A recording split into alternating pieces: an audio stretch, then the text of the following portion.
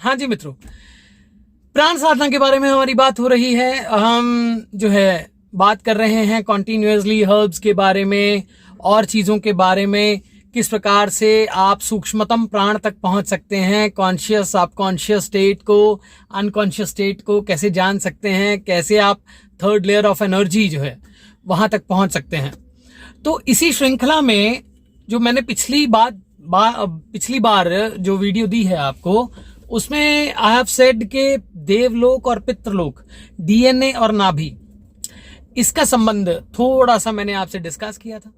शक्ति का जो संचार है आपके अंदर जब होता है, किस प्रकार से वो शक्ति आपके अंदर जागृत होकर उच्चतम प्राण की तरफ जाती है, और उच्चतम प्राण जो आपकी प्राण की पराकाष्ठा है उसके अंदर किस प्रकार से वो एनर्जी जो है वो फ्लरिश होती है और एक ब्लास्ट होता है। एक मित्र ने मुझसे सवाल भी पूछा कि जो अचानक से बहुत ज्यादा एनर्जी हमें मंत्रास की आती है तो उसमें हम क्या कर सकते हैं, उसको कैसे कंट्रोल कर सकते हैं। तो इसके लिए हमें रसों का ज्ञान होना बहुत जरूरी है। अब ये बहुत अच्छा टॉपिक है कि जो रसों का ज्ञान है वो हमारा प्राचीनतम ज्ञान है।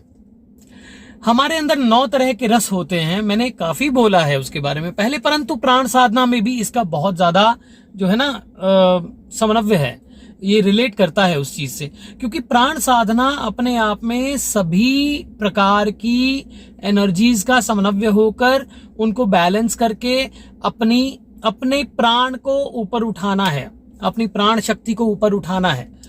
तो रस 9 तरह के हमारे अंदर रस होते हैं। अब जिस प्रकार की आपकी मैंने जैसे पिछली बार बात की कि नाभि जो है, नाभि का सीधा संबंध आपके प्राण से है, देवलोक से है, और जैसा आप फ्यूल पुट इन करेंगे वैसा ही इग्निशन होगा। तो ये इग्निशन बेसिकली क्या है, ये रस ही है। जैसे मैं इस कार में बैठा हूं, अगर इसके अंदर मैंने फ्यूल अच्छा डाला होगा तो ये लंबा चलेगी और इसके इंजन में ज्यादा प्रॉब्लम नहीं आएगी। इसी प्रकार से हमारा शरीर, हमारा माइंड ये भी है। देखिए, जब भी आप किसी भी प्रकार की ऊर्जा को साधने जाते हैं, किसी भी प्रकार की ऊर्जा को समझने जाते हैं, तो होता क्या है कि यदि आप पूरा उसे जान लें, ये मैं कर रहा हूं, ये हो रहा है, ऐसे हो रहा है, इस सिचुएशन को मैं ऐसे बैलेंस करूंगा, तो आप उस ऊर्जा को जान पाते हैं। तो अब रसों के बारे में भी बात होनी बहुत जरूरी है। रस हमारे 9 हैं, 9 रसों का अलग अलग फॉर्म है, और सभी मंत्रास भी जो हैं वो भी आपके अंदर रस ही क्रिएट करते हैं। जैसे मैंने पहले बात की कि रस, रक्त, मांस, मेद, अस्थि, मज्जा, शुक्र, फिर ओज और तेज। तो ये तेज तक पहुंचने की जो प्रक्रिया है वो रस से ही होती है। सभी विचार जो आते हैं आपके अंदर वो रसों से ही आते हैं। सभी विचार जो विकार आते हैं वो रसों से ही आते हैं। तो रसों को जानिए, और रसों की विद्या को अगर आप जानना चाहें तो आप अपने एक्शंस को वॉच करना शुरू कीजिए। आप देखिए कि किस प्रकार से आप किस प्रकार का फूड खाते हैं और किस प्रकार का इग्निशन आपके अंदर आता है, किस प्रकार की सोच आप रखते हैं और ये क्यों आ रही है। इसका संबंध ज्योतिष से भी है। सब प्रकार के रसों का संबंध किसी न किसी प्लैनेट से भी है। सब प्रकार की जो इच्छाएं हैं उनका रसों से संबंध है। सब प्रकार के जो आपके चक्रास, जो आपके 7 चक्रास हैं, तो उसके भी संबंध रसों से हैं। हर प्लैनेट अपना एक रस, हर साउंड अपना एक रस, हर वाइब्रेशन, हर फ्रीक्वेंसी आपके अंदर, हर फूड अपना एक रस लिए हुए है। अब जिस प्रकार की आपके अंदर रस उत्पन्न होंगे, मान लीजिए आपके अंदर शांता रस उत्पन्न हो रहा है, तो उसका कारण क्या हो सकता है, और आपके अंदर विभत्स रस क्रिएट होता है तो उसका कारण क्या होता है। कौन सा प्लैनेट किस तरह की ऊर्जा लेके आपके अंदर रस उत्पन्न कर रहा है। अब ये जेमस्टोन्स हैं, जेमस्टोन्स भी आपके अंदर, इसका संबंध भी आपके रसों से ही है। एनर्जी सेंटर्स जिस प्रकार की ऊर्जा जो है वो रिलीज करते हैं, उसी प्रकार के रस हमारे अंदर बनते हैं। अब रसों को बैलेंस कैसे करना है, वो है प्राणायाम। सबसे बढ़िया चीज है प्राणायाम। फिर है होश साधना, मेडिटेशन, ध्यान करना, ब्रह्मनाद, ओमकार का चैंटिंग करना।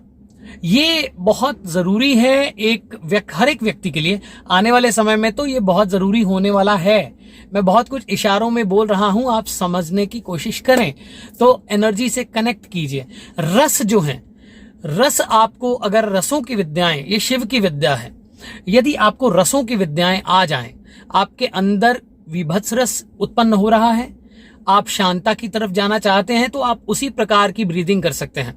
यदि आपके अंदर शांता रस है और अचानक से आपको विभत्स रस की जरूरत है, तो आप विभत्स भी हो सकते हैं। स्वरों का ज्ञान होना, कुंडलिनी का ज्ञान होना, इड़ा पिंगला सुषुम्ना, आपके जो अलम्बुशा नाड़ी है, कुहू नाड़ी है, नाग प्राण है और धनंजय प्राण है, प्राण, अपान, व्यान, उदान, समान, इन सबको समझने के साथ आप रसों की विद्याओं पे चल सकते हैं और प्राण साधना कर सकते हैं। रिजुवनेशन एक फिजिकल एस्पेक्ट है, परंतु soul rejuvenation, this is a universal aspect, and I want everybody, this is my personal wish, that everybody should rise at right frequencies and become the higher minds, and so that लोग इन तुच्छ बातों में believe ना करके उस उच्चतम परिस्थिति में बिलीव करें जहां पे शिव कहते हैं कि विस्मयो योग भूमिका स्वपदम शक्ति वितर्कः आत्मज्ञानम लोकानंदा समाधि सुखम। तो वो शिवत्व प्रत्येक व्यक्ति को प्राप्त हो। अब बैलेंस कैसे करना है? बैलेंस आपको रसों को समझना है। अब आने वाले समय में प्राण साधना की सीरीज में ही हम एक एक रस को एक एक मंत्र की साउंड से, एक एक जेमस्टोन से, एक एक आपके विचार से खोलने और बताने का प्रयत्न करेंगे। जुड़े रहिएगा।